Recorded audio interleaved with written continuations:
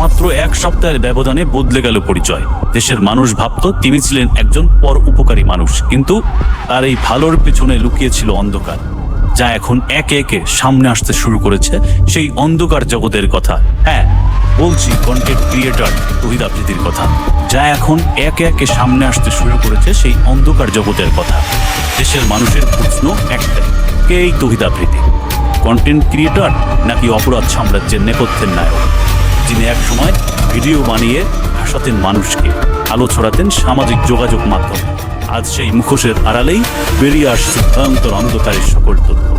জনপ্রিয়তাকে হাতিয়ার বানিয়ে প্রতারণা, ভণ্ডামি আর ক্ষমতার অপব্যবহার করেছেন এমন অভিযোগে সোচ্চার হয়েছে সাধারণ মানুষ। এক সময়ের তথাকথিত মানবতার ফেরিওয়ালা আজ কেন অসহায়? কারণ যাকে মানুষ একদিন হাততালি দিয়েছে, যার কথায় মানুষ হেসেছে, আজ সেই মানুষই বলছে তহিদ আফ্রিদি নায়ক নয়, সে এক ছদ্মবেশী কায়না। এখানেই কিন্তু শেষ নয়।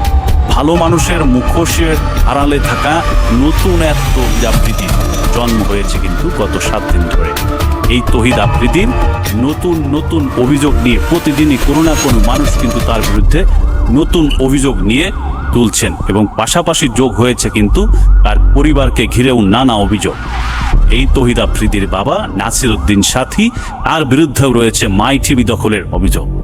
আর ভয়ঙ্কর তথ্য হলো, যাত্রাবাড়ি হত্যাকাণ্ডেও তার মদত ছিল বলেও কিন্তু অভিযোগ উঠেছে।